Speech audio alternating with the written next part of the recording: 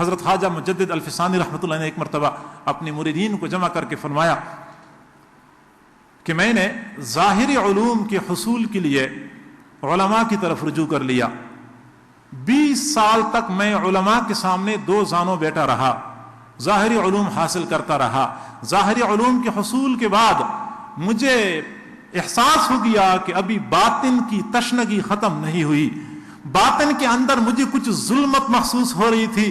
پھر میں نے خانقاہوں کا رخ کر لیا, پھر میں نے اللہ والوں کے پاس جا کے ان کے منشا کے مطابق وقت گزارا.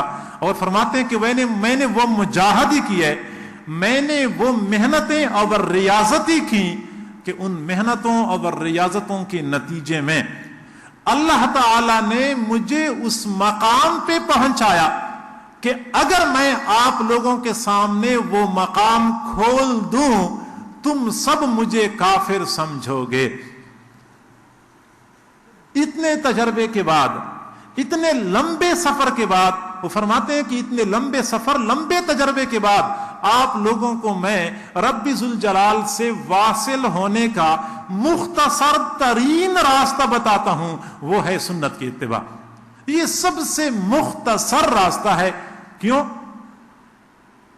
وجہ یہ ہے کہ بعض لوگ تو وہ ہوتے ہیں جو اللہ کی طرف جانے کی خود کوشش کرتے ہیں, اللہ سے واصل ہونے کے لیے خود زور لگاتے ہیں, اور بعض وہ ہوتے ہیں جن کو اللہ اپنی طرف کھینچتا ہے, خود قریب کرتا ہے.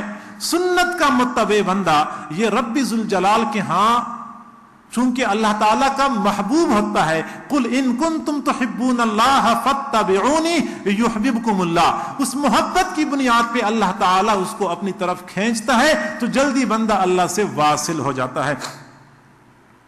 ہمارے مشائخ نے تو ولایت کا معیار ہی سنت کی اتباع کو قرار دیا ہے.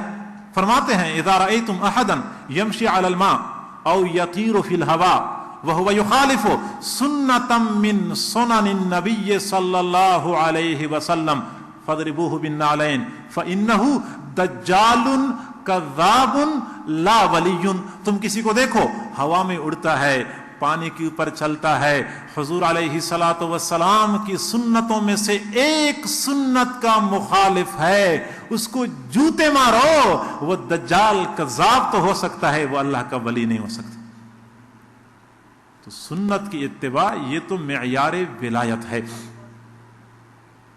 دوسری بات کہ لقمہ حلال کا اہتمام کریں.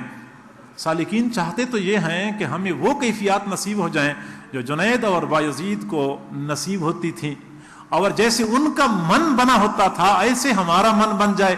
حالانکہ جب ہم کھاتے پیتے ہیں تو کھانے پینے میں ہم جائز ناجائز, حلال اور غیر حلال اور اولا غیر اولا کا فرق نہیں کرتے, جو کچھ سامنے آ جائے تو ہم کھا لیتے ہیں. یاد رکھیں ذکر کے انوارات کے راستے میں سب سے بڑی رکاوٹ یہ کھانے پینے میں احتیاط نہ کرنا, یہ سب سے بڑی رکاوٹ ہے. بلکہ کئی مرتبہ تو ایسا ہوتا ہے کہ انوارات سے سینہ بندے کا معمور ہو جاتا ہے, لیکن کھانے پینے کی بے احتیاطی کی وجہ سے وہ بھرا ہوا سینہ خالی ہو جاتا ہے, سب کچھ ختم ہو جاتا ہے. حضرت خواجہ مجدد الفسانی رحمۃ اللہ علیہ کے ایک صاحبزادے تھے حضرت خواجہ محمد معصوم رحمۃ اللہ علیہ.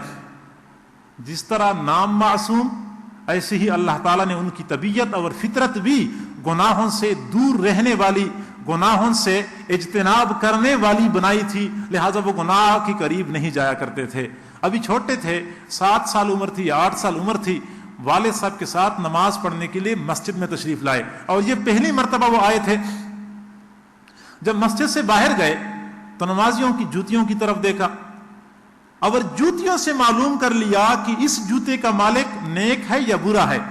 لہذا انہی جوتیوں کو دیکھتے ہوئے انہوں نے 2 حصے کر دیے جوتیوں کے, کچھ جوتیاں دائیں طرف رکھ لی, کچھ بائیں طرف رکھ لی, گویا کہ یہ اصحاب الیمین ہیں اور یہ اصحاب الشمال ہیں. جب حضرت مجدد الفسانی رحمت اللہ علیہ باہر تشریف لائے, انہوں نے دیکھا, ان کو بھی اندازہ ہو گیا کہ جوتیاں الگ الگ ہو چکی ہیں, ان کو تو پتہ چل گیا, تو فوراً پوچھا کہ یہ جوتیاں کس نے الگ الگ کی ہیں. تو کسی نے بتایا کہ محمد معصوم یہاں جوتیوں کے ساتھ کھیل رہا تھا, وہ ادھر ادھر کر رہا تھا. تب ان کو اندازہ ہو گیا کہ محمد معصوم اس نو عمری کے اندر کشف کی اس مقام پہ پہنچ چکے ہیں، ایسا نہ ہو کہ شیطان کو اچکنے اور گمراہ کرنے کا راستہ مل جائے، لہٰذا سیدھے گئے اپنے شیخ کے پاس، حضرت خواجہ باقی باللہ رحمت اللہ علیہ کے پاس، اور ان سے عرض کیا کہ حضرت یہ میرے بیٹے کا یہ حال ہے۔ حضرت نے اسی وقت بازار سے ایک روٹی منگوائی اور اس بچے کو کھلائی، بچے کے سارے کشف و کرامات ختم ہو گئے۔ حالانکہ اس وقت کے نانوائی نیک ہوتے تھے، وہ بوضو ہو کے پکایا کرتے تھے، بوضو ہو کے کھلایا کرتے تھے، لیکن اس زمانے کے بازار کی روٹی کے اندر یہ اثر تھا کہ اس بچے کے سینے کے اندر جو کچھ تھا وہ سب کچھ کو دبا دیا وقتی طور پہ، اور تاکہ یہ اپنا اثر ظاہر نہ کر سکے۔ پروردگار ذوالجلال نے قرآن عظیم الشان میں لقمہ حلال، اکل حلال کا حکم پہلے دیا ہے اور نیک اعمال کا حکم بعد میں دیا ہے۔ یا ایھا الرسل کلوا من الطیبات واعملوا صالحا، اے رسولوں کی جماعت پاکیزہ کھاؤ، نیک عمل کرو۔ پاکیزہ کھانے کو مقدم کیا، وجہ یہ ہے کہ نیک اعمال میں پاکیزہ کھانے کا بڑا گہرا عمل دخل ہے۔ بندہ پاکیزہ کھائے گا تو نیک عمل کر سکے گا، اگر کھانا ہی پاکیزہ نہیں ہے تو نیک عمل کی توفیق نہیں ملتی۔ یہ بات ہمیں سمجھنی چاہیے کہ حرام کے لقمے سے ملنے والی قوت اور توانائی تہجد کی نماز پہ صرف نہیں ہو سکتی، تلاوت پہ صرف نہیں ہو سکتی، اشراق اور چاشت اور مراقبے پہ وہ توانائی صرف نہیں ہو سکتی، بلکہ وہ توانائی بندے کو گناہوں کے اوپر مجبور کرتی ہے۔ یہی وجہ ہے کہ ہم دیکھتے ہیں ایک آدمی جس کو اپنی چاہت پوری کرنے کے لیے اپنے گھر کے اندر سامان ضرورت گویا کی بیوی موجود ہے، وہ بیوی وفادار بھی ہے اور وہ بیوی وفا شعار بھی ہے، وہ اپنی ضرورت وہیں سے پوری کر سکتا ہے، لیکن اس کے باوجود بھی اس کی نگاہیں قابو میں نہیں ہوتی، وہ دائیں بائیں دیکھتا رہتا ہے، وہ ادھر ادھر سے اپنی چاہت پوری کرنے کی کوشش کرتا ہے۔ وجہ کیا ہے؟ کئی لوگ ایسے ہوتے ہیں جن کی 2 بیویاں ہوتی ہیں، وہ بیچاری بھی اپنے گھر کے اندر قانع نہیں ہوتے بلکہ دائیں بائیں دیکھنے کی کوشش کرتے ہیں۔ بنیادی وجہ یہ ہوتی ہے کہ حرام کا لقمہ حلال کے اوپر بندے کو قانع نہیں ہونے دیتا بلکہ حرام کے اوپر اکساتا رہتا ہے۔ تو لہٰذا لقمہ حلال کا اہتمام کرنا چاہیے۔ تہجد کی پابندی کریں، تہجد کی پابندی انتہائی ضروری ہے۔ وَمِنَ اللَّيْلِ فَتَهَجَّدْ بِهِ نَافِلَةً لَكَ عَسَىٰ أَن يَبْعَثَكَ رَبُّكَ مَقَامًا مَحْمُودًا، مقام محمود کو پانے کے لیے، رب ذوالجلال کا قرب پانے کے لیے، وصل پانے کے لیے تہجد کی پابندی انتہائی ضروری ہے۔ یا ایھا المزمل قم اللیل الا قلیلا نصفہ او انقص منہ قلیلا او زد علیہ ورتل القرآن ترتیلا انا سنلقی علیک قولا ثقیلا۔ ہم آپ کے اوپر ایک بھاری بات نازل کرنے والے ہیں، بھاری بوجھ ڈالنے والے ہیں، تو پہلے سے اس کے لیے تیار ہو جاؤ، راتوں کو اٹھا کرو، راتوں کو قرآن پڑھا کرو۔ ہم میں سے ہر بندہ یہ چاہتا ہے، علماء طلباء خاص طور پہ، کہ اللہ ہم سے دین کا کام لے لے، اللہ ہمیں دین کے لیے قبول کر لے، دین کی خدمات کے لیے، دین کی ذمہ داریوں کے لیے اللہ تعالیٰ قبول کرتا ہے، لیکن قرآنی اصول یہی ہے کہ پہلے بندہ راتوں کو جاگنا شروع کر دے، پھر انا سنلقی علیک قولا ثقیلا۔ اور ترک معاصی، یہ آخری بات عرض کرتا ہوں کہ معاصی کو ترک کرنا یہ انتہائی ضروری ہے سالکین کے لیے۔ جب تک وہ معاصی کو ترک نہیں کریں گے اس وقت تک وہ اللہ تعالیٰ سے واصل نہیں ہو سکیں گے۔ پروردگار ذوالجلال یہ پاک ذات ہے، اور جب بندہ گناہ کرتا ہے تو وہ نجس ہوتا ہے، وہ ناپاک ہوتا ہے۔ ناپاک پاک کے ساتھ واصل نہیں ہو سکتا جب تک کہ یہ ناپاک اپنے آپ کو پاک نہ کر دے۔ اور آج کل چونکہ عام طور پہ گناہ بہت زیادہ ہو چکے ہیں، بے پردگی کا سیلاب ہے، ہر طرف بندے کو گناہوں کی دعوت مل رہی ہوتی ہے، اس لیے زیادہ ہمیں کوشش کرنی چاہیے، چونکہ ادھر سے سیلاب بڑھتا جا رہا ہے اور لوگ دعوت زیادہ دیتے رہتے ہیں، ہمیں بھی اپنے اندر اپنے آپ کو مضبوط کرنا چاہیے۔ چراغوں کی لو کو بڑھانا پڑے گا، چراغوں کی لو کو بڑھانا پڑے گا، ہواؤں کی رفتار بڑھنے لگی ہے۔ تو جس قدر ہواؤں کی رفتار بڑھتی ہے اس قدر لوگ چراغ کی لو کو بڑھا دیتے ہیں کہ چلو بجھنے نہ پائے۔ ایسے ہی ہمیں کوشش کرنی چاہیے۔ لوگ شکوہ یہ کرتے ہیں کہ ماحول بہت خراب ہو گیا، ہر طرف گناہیں، ہم کس طرح بچ سکتے ہیں؟ بھائی جب ماحول خراب کرنے والے خراب کرنے کی کوشش کرتے ہیں تو کوشش کریں نا ہم اصلاح کریں، اصلاح کرنے والے اصلاح کی کوششیں تیز کر دیں۔ آنکھوں کو مکمل جھکانا چاہیے۔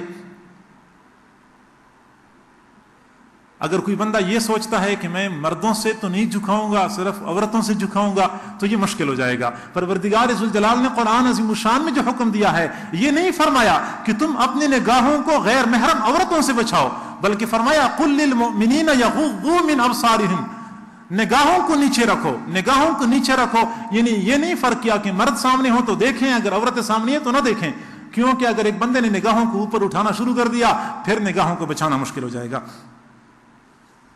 اسی طرح کئی سارے حضرات ایسے ہوتے ہیں کہ شادی شدہ ہوتے ہیں اور اس کے باوجود بھی وہ دائیں بائیں دیکھتے رہتے ہیں، اور دیکھتے اس لیے ہیں کہ دل کے اندر ایک چاہت ہوتی ہے کہ دوسری شادی ہو جائے، اگر 2 ہو جائیں پھر تیسری کی شادی کی چاہت ہوتی ہے۔ یہ ہوس جب تک دل میں رہتی ہے اس وقت تک بندے کی نگاہیں کنٹرول میں نہیں ہوتی۔ جب یہ ہوس دل سے ختم ہو جائے، بندہ کہہ دے کہ ایک کے اوپر قناعت، پھر بعد میں بندے کی نگاہیں خود بخود کنٹرول ہو جاتی ہیں، کیونکہ یہ نفس اور شیطان کبھی کبھار بندے کو سمجھاتے رہتے ہیں کہ دیکھتے رہو، شاید ممکن ہے کہیں آپ کا رابطہ ہو جائے، تو پہلے سے دیکھنا تو چاہیے۔ تو اس لیے پھر بندے کے لیے راستہ کھل جاتا ہے۔ اگر پہلے سے ہی بندہ اس ہوس کو دل سے نکال دے اور اپنے آپ کو مطمئن کر دے کہ نہیں، تو پھر بچنا آسان ہو جاتا ہے بندے کے لیے۔ اجتماع کے حوالے سے میں نے چند ایک بات عرض کرنی ہے۔ ہمیں اس بات کو سمجھنا چاہیے کہ اسلام یہ نظم اور ضبط کا دین ہے۔ معاملات ہوں یا عبادات، معاشرت ہو یا ثقافت ہو، ہر معاملے میں شریعت مطہرہ نے انتہائی نظم اور ضبط کا مطالبہ اپنے پیروکاروں سے کیا ہے۔ ہم اگر عبادات کو دیکھیں، صرف نماز کو دیکھیں، نماز کے اندر کس قدر نظم و ضبط کا اہتمام شریعت نے کیا ہے کہ بندہ جب مسجد کے اندر ابھی داخل نہیں ہو چکا ہوتا، آ رہا ہوتا ہے، اس وقت چلے کس طرح، راستے کی کس طرف چلے اور کیسے باوقار طریقے سے چلے، اور جب مسجد کے اندر داخل ہوتا ہے تو پہلے کون سا پاؤں آگے رکھے۔ یہ نظم ہے، یہ شریعت مطہرہ کا مطالبہ ہے کہ آپ لوگ کیفما اتفقا مسجد کے اندر داخل نہ ہوں، بلکہ باقاعدہ منظم طریقے سے سوچ سمجھ کے مسجد کے اندر قدم رکھیں۔ پھر جب جماعت کے لیے آپ کھڑے ہو جاتے ہیں، پھر آپ پہلے صفوں کی ترتیب، صفوں کو سیدھا کر لیا کریں۔ حضور علیہ الصلوۃ والسلام نے فرمایا لَتُصَوُّنَّ صُفُوفَكُمْ أَوْ لَيُخَالِفَنَّ اللَّهُ بَيْنَ قُلُوبِكُمْ، صفیں سیدھی کر لیا کرو، صفیں سیدھی کرو گے تو بہت اچھی بات ہے، ورنہ اللہ تعالیٰ تمہارے دلوں کے درمیان اختلاف پیدا کر لے گا۔ تو صفوں کے اندر نظم اور ضبط کا مظاہرہ، اور اسی طرح سب کا رخ قبلے کی طرف ہونا۔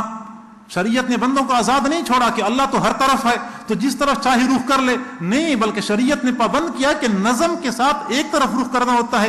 رکوع اور سجدے میں نہ تو ہم تقدیم کر سکتے ہیں نہ تاخیر کر سکتے ہیں۔ تو گویا کہ نماز ہمیں مکمل نظم اور ضبط فراہم کرتی ہے۔ روزے کو دیکھ لیں، رکھنے کا وقت متعین، کھولنے کا وقت متعین، نہ تقدیم کی گنجائش ہے نہ تاخیر کی گنجائش ہے۔ ہم حج کے ارکان کو دیکھ لیں، جتنی بھی عبادات کو آپ دیکھیں، یہ تمام کی تمام عبادات ہمیں نظم اور ضبط کا درس دیتی ہیں۔ تو ہمیں چاہیے کہ ہم زندگی کے ہر موڑ پہ نظم و ضبط کا مظاہرہ کریں۔